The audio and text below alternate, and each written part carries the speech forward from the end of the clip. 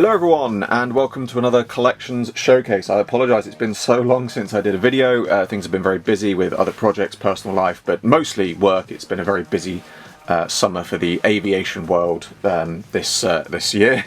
But I have here, as I said, for a collection showcase, a regenerated Fourth Doctor figure.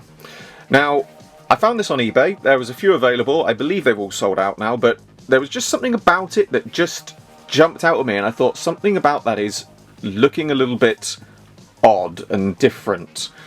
And it was relatively cheap, so I thought, you know what, it's worth a go. I will pick one up. And it turns out that this is an early test shot for a regenerated Fourth Doctor. Now, I don't think it is for the B&M release. I could be wrong.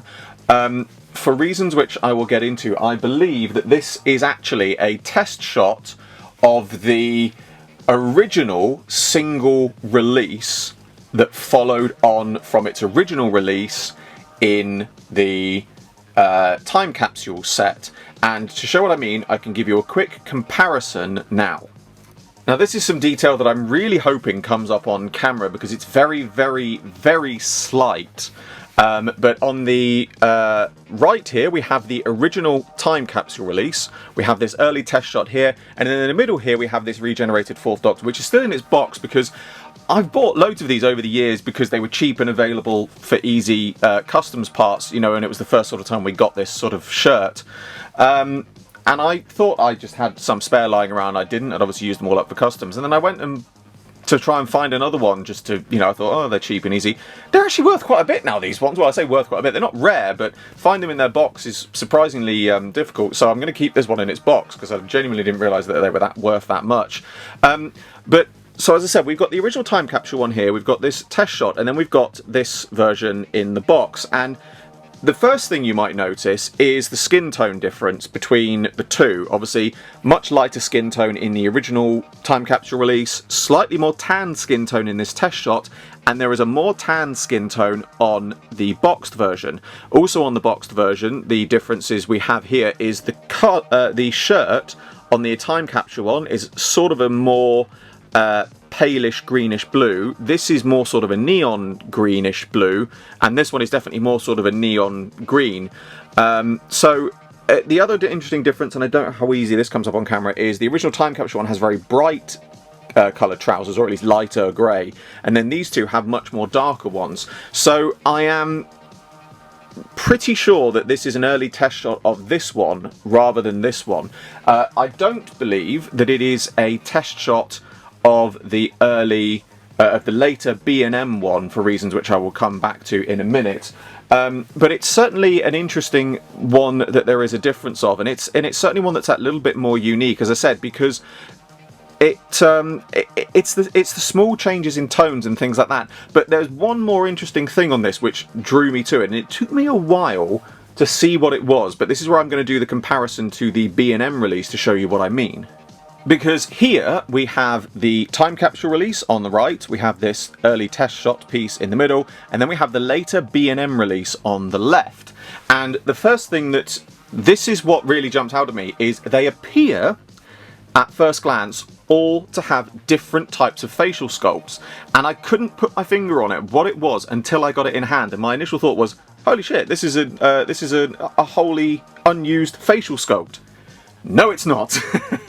I got in touch with Al Jawar over at Character Options and asked about this, and essentially what happened, it seems, is that this is the same sculpt as this one. I believe the B&M one seems to be a slightly different sculpt, and it also seems like the hair sculpt might be slightly different on the on these ones. But what it actually is this is the same tooling, but because this tooling had been left for so long, it actually produces a slightly sort of shrunk sculpt, and so that's why this head looks slightly different. It is the same head, but the sculpt has shrunk slightly, and that's why it looks slightly different. It's a very, very subtle thing, which again may look like it is an initial different sculpt completely, but it's not. It is the same sculpt, but again, it's the small differences, and but in a way, it's the small differences, but it's nice because it does really make this stand out as something a bit different.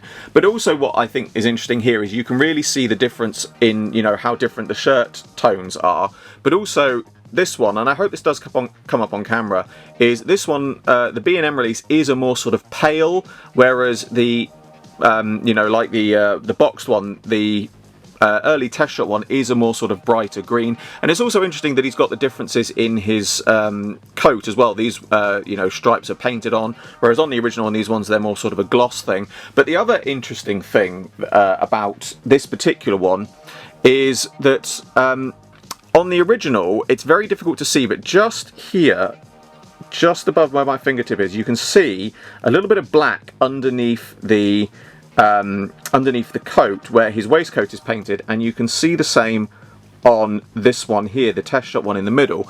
Now this B&M one, this is one I've used for spares, but if I open it up, you can see that his waistcoat is in fact unpainted.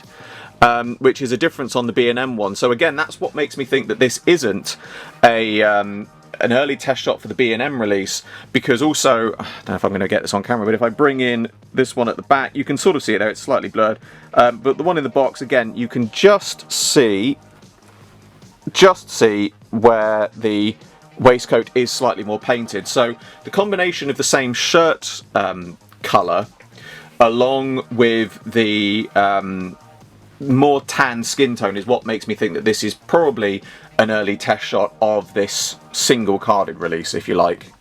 And just for the sake of ending this video on a nice little collections shot, I have shown this one before as well, but I have here what seems to be the very early, or at least one of them, because I know other ones, I know there is at least another one existing, early version of the time capsule release, which appeared in one of the promo photos. I have done a video on it on its own, but I really wanted to get it all in this shot together to show how many variations of this figure we've had, obviously, or at least close to had, because obviously we've had this one, which is obviously early prototype version from the promo pictures, then we've got the original time capsule release, single carded release, test shot version of the early single carded release, and then obviously the more recent B&M release.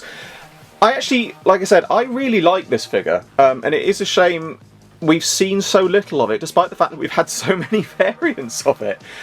You know, it is one of those figures that looks really nice, stands out really nice. I think of these ones, I think probably the time capsule version is probably the best one, I think. You know, I think it does look great. As much as I like the B&M one, you know, the paint on the face was always a little bit too sort of matte and things like that, and I think the details look better on this one. I think the actual detailed one best is actually probably this one, which is actually not an actual release one, but there we are. But yeah, I really hope that character actually do use this body a bit more in future. Obviously they have used it on at least one Third Doctor figure so far, and it's definitely one that I think they could reuse in future again for more Third Doctor figures. Certainly I think it would look absolutely brilliant and look the part. But for now, that brings to a close another collections showcase. As always, I hope you all enjoyed this video. Like, subscribe, share, it really helps me a lot. And be sure to description below for a link to my Patreon. I am still doing my figure animation, as I said at the beginning of this video. There's just been lots going on. I've had a lot on with work and everything, but it is something which I am still working on, actively working on, and planning to get out. But in the meantime, all of your donations are greatly received, and for the smallest donation, you can get your name at the end of my videos. I salute you all, and I will see you with another video very soon.